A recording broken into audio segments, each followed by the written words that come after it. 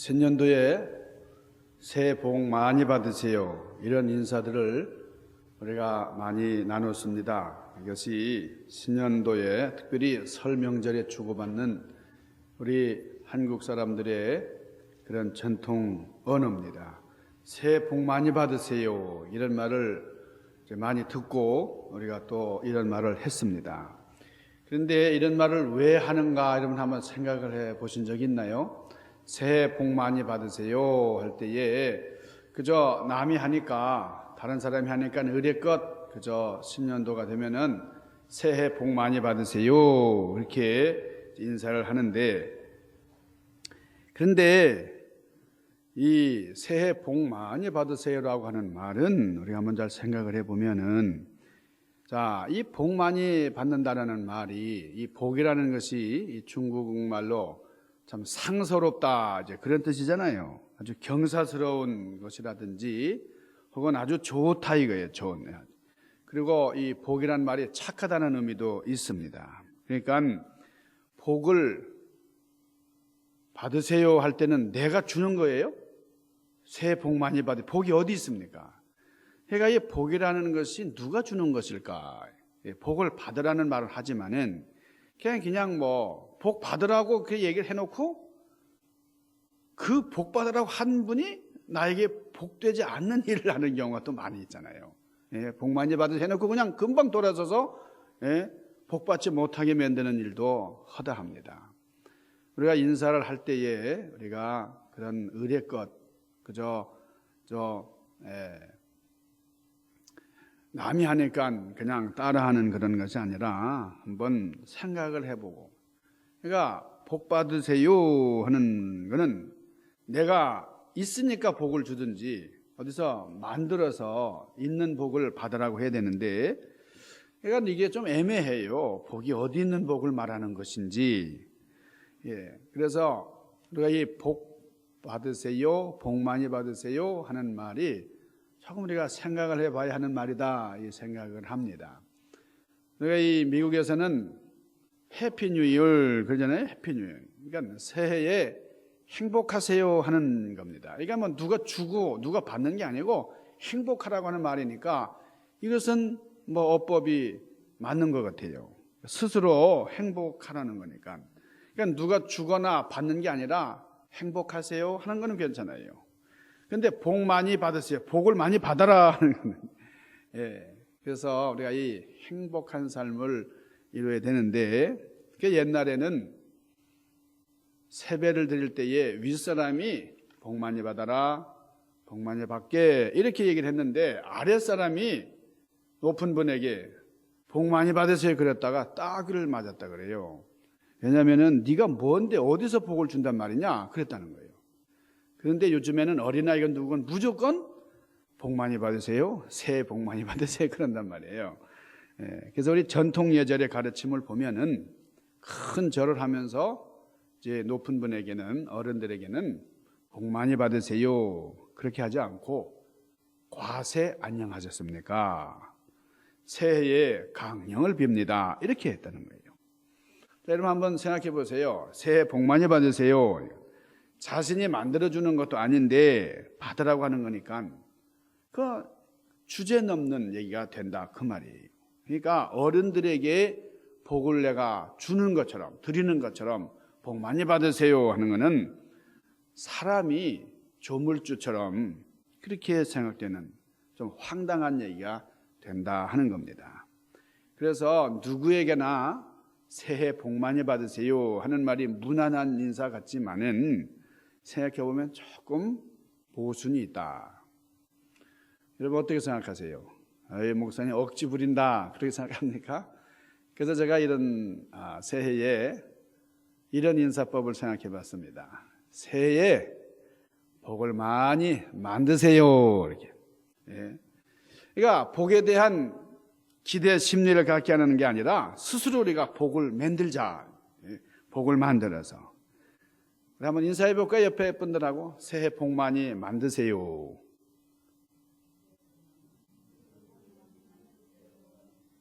새해 복 많이 만드세요. 새해 복 많이 만들게 새 복 많이 만들어라. 복을 많이 만들자. 그러니까 올해에는 복받을 믿음의 그릇들이 되시기를 바랍니다. 오늘 성경 말씀에 보니까 요셉은 무성한 가지다. 곧 샘 곁에 무성한 가지다. 그 가지가 담을 넘었도다. 이게 아버지가 아들에게 주시는 그런 축복의 말씀이고 예언의 말씀이에요. 특별히 사랑하는 아들. 자, 아브라함이 축복의 뿌리입니다. 뿌리예요. 이삭이 싹이에요. 그 나무의 뿌리가 되는 아브라함에게서 싹이 나고, 그리고 야곱은 줄기입니다. 줄기예요. 근데 거기서 가지가 나오는데 12가지가 나온다. 야곱에게서 12아들 12지파가 나왔는데, 그런데 그 12가지 중에 하나 11번째인 요셉에게 특별히 축복을 하는 거예요. 그러니까 애굽에까지 와서 총리 대신이 된 요셉을 보니까 무성한 잎사귀 아주 번창한 모습을 이제 이 아버지가 직접 보았어요. 그걸 보면서 참 축복하는 그런 예언의 말씀입니다. 땅이 가물어도 메마르지 않는 나무, 청청한 그런 나무가 샘 곁에 심기운 나무입니다. 지금 이 남가주에도 비가 내리고 있어요. 자, 새벽 예배를 드리려고 이렇게 나오는데 비가 오는데 이 빗길에 씻긴 이 가로수라든지 이 빗길이 얼마나 아름다운지, 그리고 새벽 그 공기를 맡으면서 오는데 너무너무 좋아요. 얼마나 아름다운가. 이 물이 귀한 이 사막 지역 이 나성에 도로에 물이 철철 넘쳐흘러요. 야, 참 감사하다. 창세기 49장 22절 샘 곁에 무성한 가지라고 하는 말씀이 올해 우리 교인들에게, 우리 교회에게 넘쳐나는 축복의 말씀이 되기를 주님의 이름으로 축원합니다. 우리가 처음 교회 나왔을 때보다 더 성숙하고 더 발전하고 우리 자신이 계속해서 풍성한 삶을 누리는, 이게 샘 곁에 심기울 때 가능하다 하는 거예요. 이 요셉이라는 이름은 부요롭다라는 뜻입니다. 그리고 성공하라는 뜻을 가진 그런 이름이 요셉이에요. 그러니까 요셉은 어렸을 때부터 아버지가 볼 때에 참 착했습니다. 꿈이 있었어요. 사람 됨됨이가 아주 됐어요. 그러니까 요셉이 사랑받을 만했고, 그런 요셉이 사랑을 받았어요. 부모로부터 인정을 받는 자식, 아버지가 인정을 했어요. 오늘 이 아들 향해서 아버지가 많이 축복을 해주고 싶은 거예요. 왜냐하면 이 요셉이 집안을 살렸잖아요. 형제 12이 있었는데 12이 서로 그냥 좀 사이가 좋지 않아요. 서로 좀 질투하고 시기하고, 그리고 종래는 자기 동생까지 팔아먹잖아요, 형들이. 그리고 아버지를 속이고. 그러니까 이 11아들에게 기대할 게 없어요. 요셉이 아니었다고 하면 이 가정이 얼마나 어떻게 됐겠어요? 그런데 이 요셉이 이 가정을 살렸어요. 팔아버렸다. 죽은 줄 알았는데 요셉을 통해서 가정이 새롭게 일어났습니다. 이런 아들이 하나만 있으면 되는 거예요. 어떤 가정에 엄마와 함께 초등학교 다니는 두 아이가 있었습니다. 초등학교 3학년, 초등학교 1학년 다니는 두 아이가 있었는데, 이 아빠가, 남편이 오래전에 교통사고로 죽었어요. 죽었는데 이 죽은 남편이 다른 사람에게 가해를 했다고 그래가지고 있는 가족, 있는 재산 다 빼앗기고 이 엄마가 길거리로 쫓겨나게 됐어요. 간신히 어떤 헛간 하나를 빌려가지고 거기 가마니를 깔고 백열등 하나, 식탁과 책상을 겸한 사각외짝 하나, 그리고 변변치 않은 이불과 옷 몇 개를 참 가지고 이 어린 두 아들과 함께 살았습니다. 이 엄마가 아침 6시에 집을 나와서 빌딩 청소를 하는 거예요. 낮에는 학교 가서 급식을 돕고 밤에는 식당에서 접시를 닦으면서 힘들게 살았어요. 그러다 보니까 집안일은 이 초등학교 3학년 큰아들 몫이었는데 그래도 다행인 거는 이 아이가 말을 잘 들었어요. 어느 날 이 엄마가 냄비에 콩을 잔뜩 집어넣고 집을 나서면서 메모를 써놓았습니다. 영호야, 냄비에 콩을 앉혀놨으니까 이걸 졸여가지고 오늘 저녁 반찬으로 해라. 콩이 불려지면은 간장을 넣어서 간을 잘 맞춰야 돼. 엄마가 이렇게 좀 편지를 쓰고 출근을 했어요. 근데 이 엄마가 오늘 이 반찬을 이 아이에게 좀 이 재료를 다 장만해 놓고는 내가 오늘은 죽어야 되겠다. 너무 힘들고 너무 고달파서 그냥 죽으려고 작정을 했어요. 그래서 약국을 돌면서 수면제를 사서 모았습니다.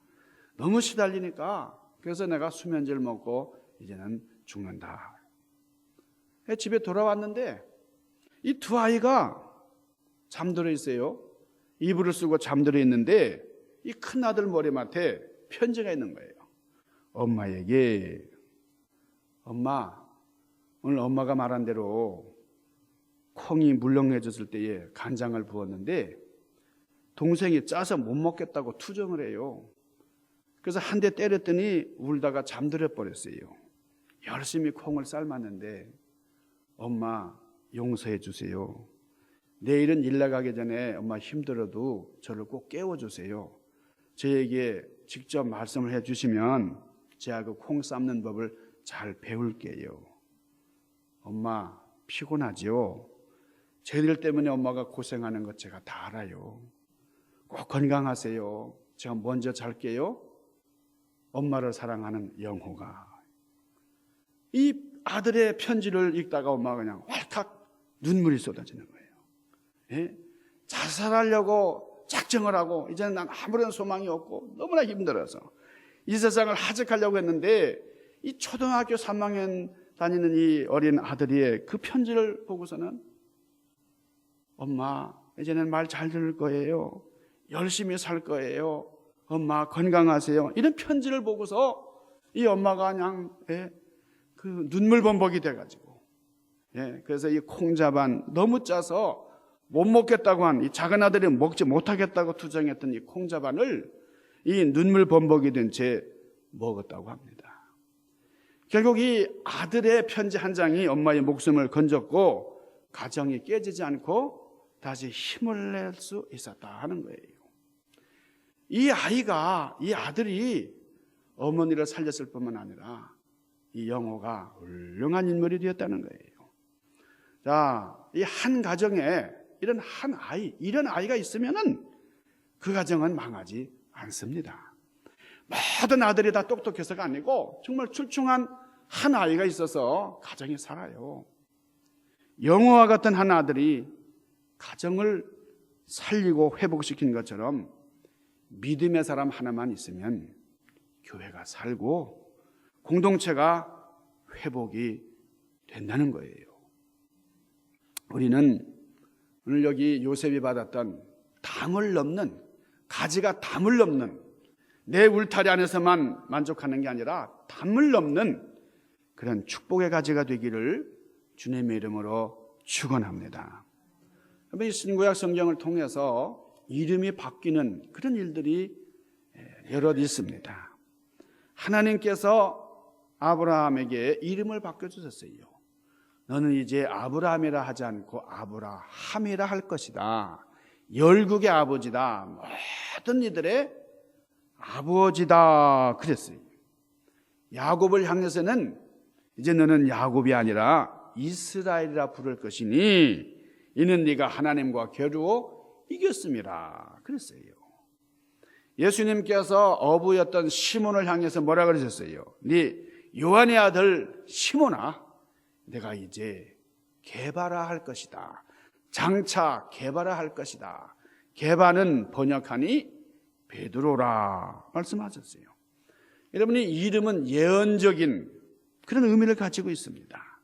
부모가 이 자식에게 이름을 지어줄 때에 아주 좋은 이름을 불러주고, 그래서 소망을 주고, 그럴 때에 이 아이가 참 축복 속에 살아간다는 거죠. 여러분, 다이아나라고 하는 다이아나 비를 알죠? 우리 영국의 황태자비였던 다이아나. 이 사람이 교통사고로 참 죽었습니다. 이 다이아나 비 장례식에서 그 오빠 되는 칸트라고 하는 백작이 이런 말을 했어요. 우리 동생은 이름을 잘 지었어야 되는데 이 다이애나라고 하는 이름은 사냥의 수호신 이름이에요. 그게 뭐냐면 사냥의 수호신, 늘 추적을 당하는 거예요. 추적. 그러니까 파파라치가 여러분 뭔지 아시잖아요. 취재진들이 계속 그 연예인이나 유명한 사람들 그 뒷조사 이 스캔들을 캐고 말이죠. 이 퍼스널리티를 막 취재하는 그건데, 추적하는 그 취재진을 피해서 도망가다가 비명에 간 내 동생은 참 이름대로 슬프게 종말을 고했다. 눈물을 흘리면서 그런 얘기를 했어요. 이 다이애나는 평생 동안 그 이름처럼 쫓겨다니는 인생이었다는 거예요. 모든 여인들이 황태자비, 부러움의 대상이고 선망의 대상인지는 몰라도 힘들게 살다가 비명이 가고 말았다. 우리는 자녀를 생각할 때마다 축복 기도하면서 또 우리 예언적인 좋은 말로 예언을 해야 됩니다. 요셉은 꿈을 꾸는 사람이었고 이 아버지는 그 꿈을, 이 어린 아들의 꿈을 다 알고 그 꿈을 존중해 줬어요. 이 꿈이 있는 자가 그 꿈을 바라보며 앞으로 나아갑니다. 우리 안 된다고 생각하지 말고 긍정적으로 우리가 해보자, 할 수 있다, 그렇게 말하고 행동해야 될 것입니다. 여러분이 그리스 신화에 나오는 피그말리온이라고 하는 그런 사람이 있었어요. 그 사람은 키프러스의 왕이었습니다. 이게 왕인데 이 미술에 대단한 조예가 있었어요. 그래서 참 이 조각을 하고 이 그림을 그리는 일을 아주 취미로 잘했는데, 근데 이 피그말리온이 결혼을 못하는 거예요. 이 여자를 보니까 이런 결점이 보이고 저 여자를 보니까 저런 문제가 있고, 이게 결점이 많은 이런 여자다라고 내가 결혼할 수가 없구나. 그래서 이 왕이니까 마음만 먹으면 뭐 어떤 여자라도 취할 수 있지만은 마음에 드는 여자가 없어요. 그래서 자기가 조각을 했습니다. 상아로 아름다운 여인을 만들었어요. 그래가지고 기가 막히게 조각을 했습니다. 그래서 맨날 그 조각에다 뽀뽀를 하고 어루만지고 그러는 거예요. 그러다가 이 제우스 신에게 기도를 합니다. 신이지요. 이 조각상과 같은 여인을 아내로 맡게 해 주옵소서. 간절하게 기도를 하고 어느 날 정말 오늘은 반드시 그 조각상이 살아있는 여인으로 변해야 됩니다. 간절하게 기도해요. 그래서 집으로 딱 돌아왔는데, 왕궁으로 돌아왔죠. 종무를 마치고 딱 돌아와 보니까 상냥하게 맞아주는 여인, 이 조각상, 자기가 만든 조각상이 살아있는 생명체, 살아있는 여인으로 변해 있더라는 거예요. 이 피그말리온이 조각상에다가 자기 혼신을 다해서 쏟아부은 사랑과 기대가 현실로 이루어졌다. 이것을 피그말리온 효과다, 그렇게 얘기를 합니다. 된다고 생각하고 될 것이라고 생각하면 실제로 이루어지는 그런 현상을 피그말리온 효과다, 그러는 거예요. 그래서 하버드 대학에 있는 이 로버트 로젠탈이라고 하는 사람이 이걸 실제로 이 교육학에다 도입을 해가지고 실현을 시켰어요. 그러니까 긍정적인 얘기를 하고 긍정적으로 교육을 한 아이들은 그대로 되더라. 학업 성취도가 높았어요. 그런데 너는 안 돼. 아이고 이런 이 둔재야, 이런 이 바보야, 이 멍텅구리야, 이런 아이들은 진짜 바보 멍텅구리 둔재가 되더라는 겁니다. 여러분, 우리 교인들이 참 좋은 분들이죠. 성품도 좋고 이렇게 되면은 좋은 분들이 되는데, 아유 그렇게 속을 세게 해요. 한 문제가 많아. 이러면 속을 썩이고 문제 많은 교인이 되는 거죠. 우리가 긍정적으로 우리가 칭찬을 하면 뭐예요? 고래도 춤을 춘다. 이 고래를 춤추게 하는 게 칭찬하는 데 있다잖아요. 그런데 여러분, 칭찬을 어떻게 되느냐? 저는 여기에 대해서 조금 말씀을 드리려고 합니다. 여러분, 칭찬이라는 것은 굉장히 긍정적이에요. 굉장히 좋은 겁니다. 그래서 우리가 칭찬하는 그런 배경 속에서 자란 아이들이 굉장한 자신감을 가지고 성공하더라는 거예요. 그래서 이 칭찬의 효과는 아주 놀랍습니다. 그래서 참 인정해주고 또 긍정적인 그런 사고방식을 갖도록 그렇게 격려해 주는 것이 그렇게 좋아요. 그래서 우리가 신앙생활 할 때도 나는 하나님이 지으신 걸작품이야. 나는 하나님께서 이렇게 좋은 참 작품으로 나를 만들어 주셨어. 이게 나 자신에게 적용을 시켜보자는 거예요. 얼마나 중요한 일인지 모른다. 스스로 자신을 비하시키고 부정적인 말을 하는 그런 사람은 소극적이고 실패할 가능성이 높다는 거예요. 여러분, 잘하는 식물에게도 아주 칭찬을 해주면 굉장히 잘 자란다는 거예요. 맨날 저주하고 책망하니까 정말 잘하지 못하더라는 겁니다.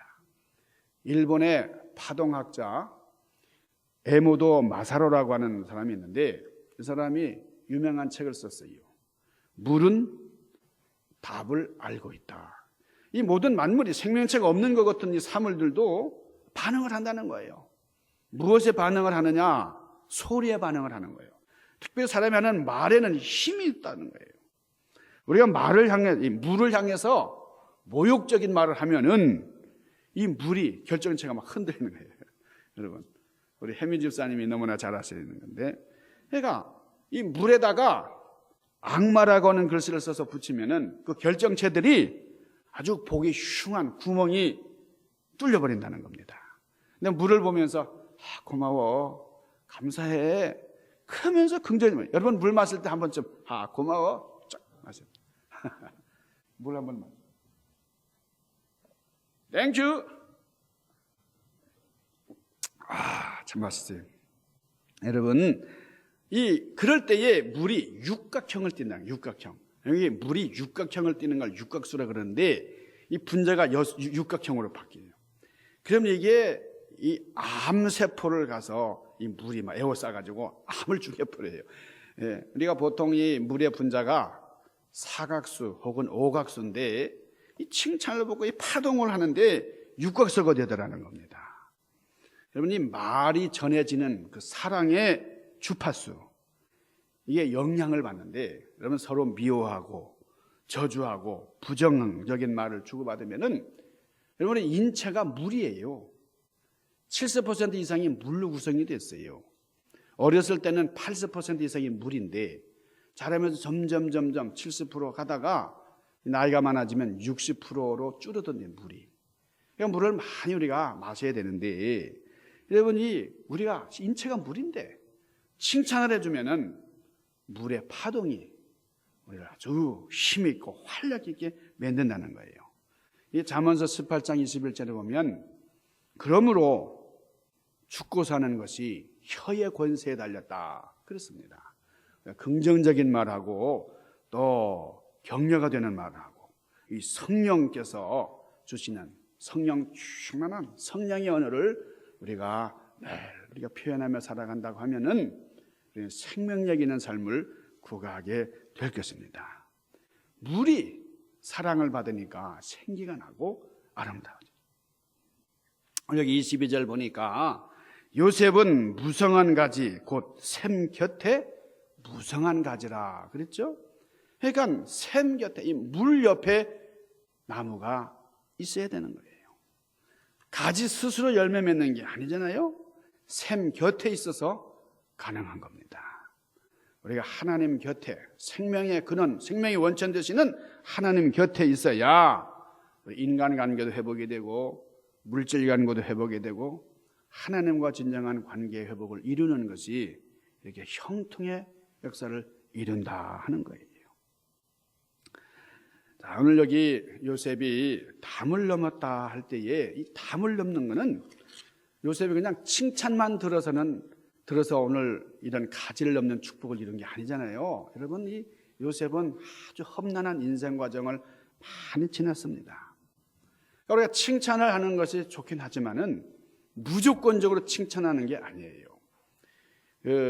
우리가 이 교육학자들이 어린 아이를 놓고 실험을 했습니다. 자, 10명의 아이들 아주 이 비슷한 아이들, 같은 반의 아이들을 한 10명의 아이는 이쪽 방으로 집어넣었어요. 10쪽에는 이쪽 방으로 집어넣었어요. 빨간 방, 파란 방.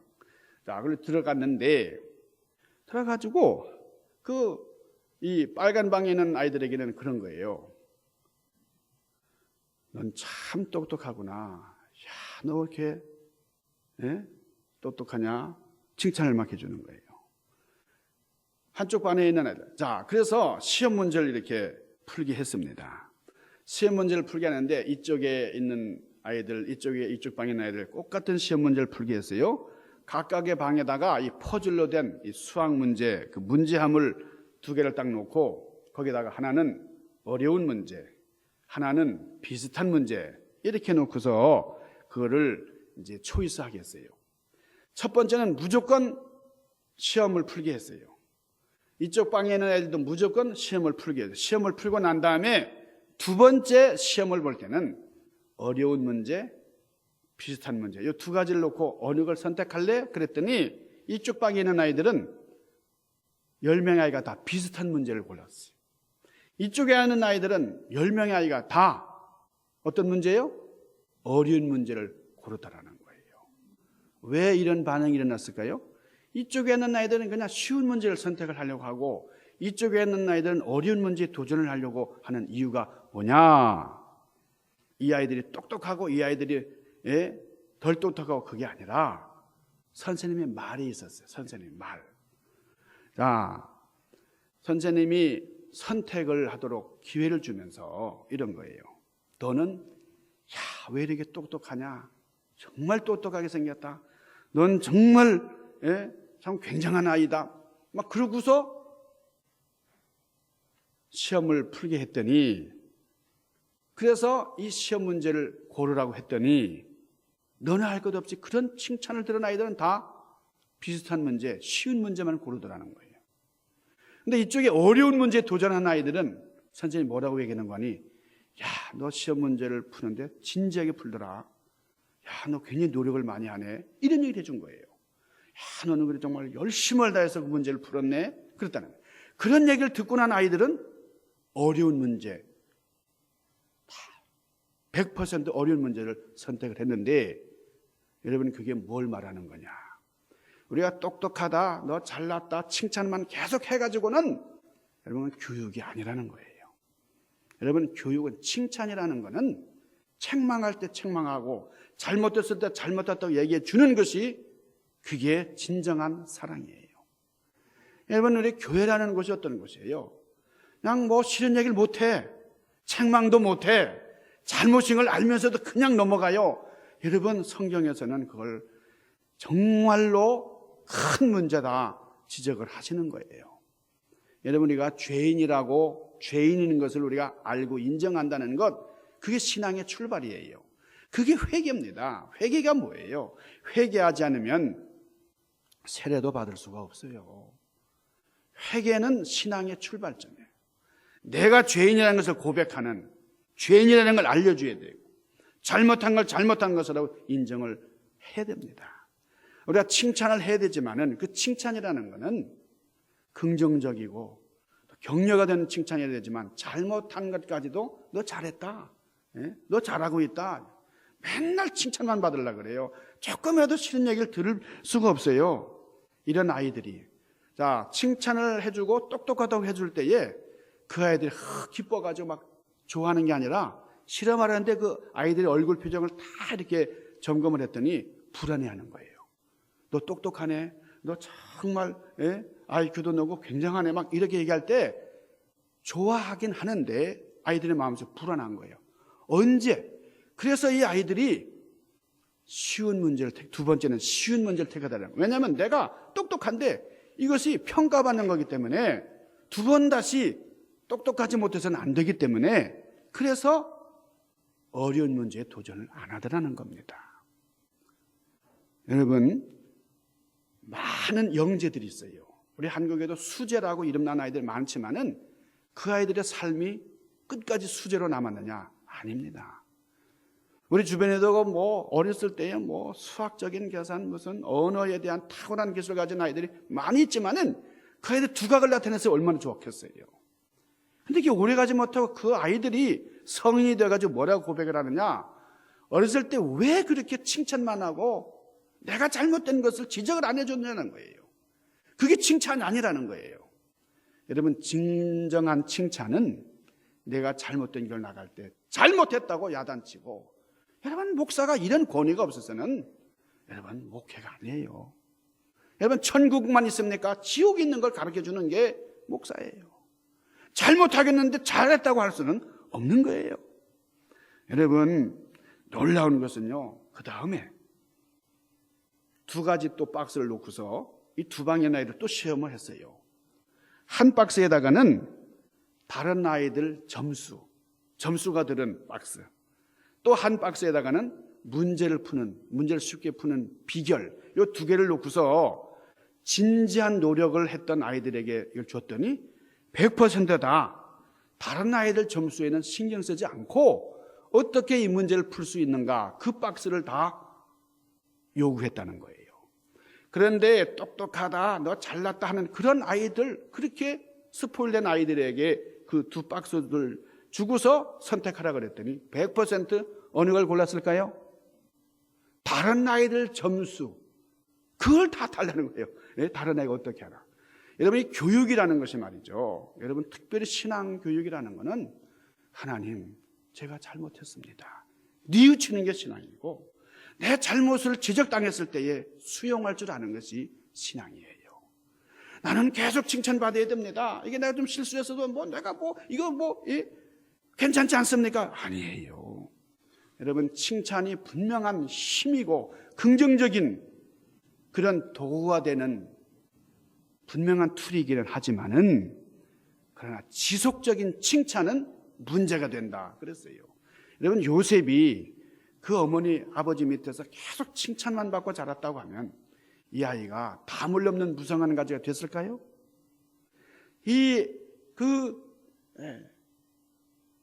가나안 땅에 안에서만 그냥 만족했다면 말이죠, 어려운 시험을 당하고 시기를 당하고 또 모함을 당하고 감옥에까지 갇히면서 철저하게 정말 좌절된 인생, 실패된 삶을 살았어요.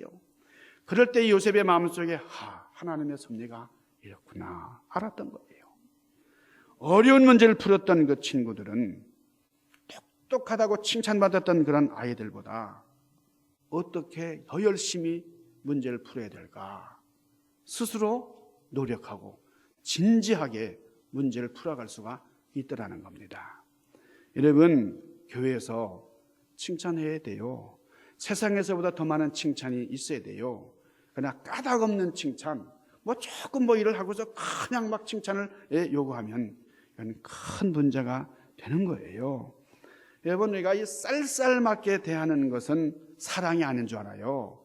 그냥 늘 그저 좋은 얘기만 해야 이게 칭찬인 줄 아는데, 여러분, 그렇지 않습니다. 여러분, 요셉의 이 축복의 가지는 담을 뛰어넘는 거예요. 나의 한계를 뛰어넘을 수 있는 거예요. 여러분, 우리는 어떤 사람입니까? 나는 똑똑해, 나는 부럽지 않은 뭐든지 다 가진 사람이야, 이렇게 자위하는 사람이에요. 나는 부족하지만 나는 노력하며 살아간다, 나는 내 최선을 다한다, 어떤 사람이에요? 요셉은 가족들 간에 큰 힘을 주었던 사람, 부모님에게 즐거움을 주었어요. 자기 받은 복으로 죽어가게 된 이 가족들을 살려냈어요. 보디발의 집에서 종로로 탈 때는 그 보디발의 가정을 구석구석에 복을 나눠주었습니다. 요셉이 하나님과 함께 했고, 요셉이 가는 길이 하나님과 함께 하셨기 때문에 형통했다. 그래서 요셉이 가는 곳마다 요셉이 그 집에 가면 그 집이 복을 받고, 요셉이 감옥에 갔더니 감옥도 복을 받고, 요셉이 그 나라에 갔더니 그 나라가 복을 받았다라는 거예요. 여러분, 요셉과 같은 삶을 사시는 여러분들 되시기를 바랍니다.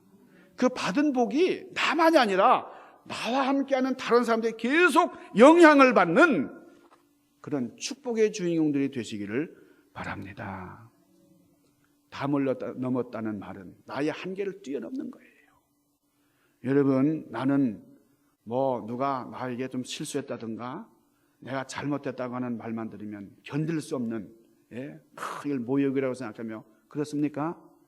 예수님의 십자가 나도 지고 가리라 말은 하는데, 예수님께서 칠고를 지고 정말 다 이루었다, 모든 사람을 용서해 주옵소서. 우리 예수님을 따라간다고 하는데 우리는 어떤 모습으로 예수님을 따라가고 있나, 한번 진지하게 생각을 해볼 수 있기를 바랍니다. 내가 성공했고 성공의 열매를 우리 가족끼리, 가까운 사람끼리 나눠 먹는다, 그러면 이것으로 그쳐서는 안 된다는 거예요. 그 열매가 담을 넘어야 됩니다.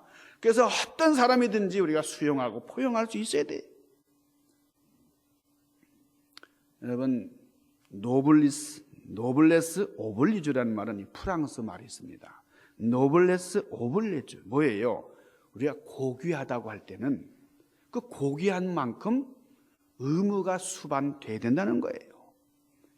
하나님이 많은 것을 주셨는데, 나에게 이런 축복 저런 축복 많이 주셨는데, 이것을 나만을 위해서 내 이익을 위해서만 흥청망청 산다면 이건 천박한 삶이에요. 노블레스, 이거는 멜로디가 돼요. 멜로디. 노블레스 오블리주가 아니에요. 여러분, 멜로디라는 말은 병폐란 뜻입니다. 아주 잘못된 거예요. 하나님의 주신 축복을 나의 영광을 위해서, 내 만족을 위해서 산다고 하면 이만큼 불행한 일이 없어요. 여러분, 많은 사람들이 행복을 추구합니다. 제가 오늘 서두에서 말씀드린 것처럼, 여러분, 복 많이 받으세요 라는 말보다 어떻게 해요? 복을 많이 만들어 나가는 여러분들 되시기를 바랍니다. 영원히 남는 가치 있는 인생, 의미 있는 인생을 사는 그런 여러분들 되시기를 바랍니다. 올 한 해, 우리 2016년 한 해 동안 우리 요셉이 받았던 축복, 이 요셉이 놀라운 축복을 경험을 하는데, 이 축복을 이루기 위해서는 요셉이 받았던 좌절감, 그리고 아픔, 그리고 요셉이 모함을 당하고, 요셉이 얼마나 참 시기를 당하고 얼마나 힘든 인생을 살았어요. 그런 삶까지 우리가 다 수용함으로 요셉이 엄청난 축복을 받았던 것처럼, 우리가 한국이라고 하는 담을 넘어서 이 넓은 미국이라고 하는 세계의 중심에 와 있습니다. 하나님이 함께 하시기 때문에 형통한 삶을 이루는, 하나님께 뿌리를 둔 요셉의 삶이 그러했던 것처럼 하나님께 삶의 뿌리를 내리셔서 요셉의 그 무성한 가지들, 담을 넘는 그런 축복의 가지들처럼 우리의 가지가 무성하게 번창해 나가기를 주님의 이름으로 간절히 축원합니다. 기도하십시다. 신령하신 아버지, 우리가 이 땅을 살아가는 동안에 내가 인정받고 싶고, 또 내 결점이나 내 약점은 조금이라도 참 이렇게 드러나지 않길 바라고, 이것이 지적당하지 않기를 바라는 마음, 언제든지 칭찬만을 요구하는 저희들 마음이 있습니다. 그러나 분명히 주님 말씀하시기를 너희의 의의가 드러나지 않기 위하여 노력하라고, 주의하라고, 하늘의 상이 없다고 말씀하신 주님의 그 엄중하신 말씀을 우리 2016년 신년 벽두에 삶의 교훈으로 삼고, 주님, 우리가 하나님을 위해서, 하나님의 영광을 위해서 산다고 하고 주님의 기쁨이 되는 삶을 살길 원한다고 했지만은, 우리는 우리의 아집과 우리의 독선으로 하나님의 영광을 가릴 때가 너무나 많았습니다.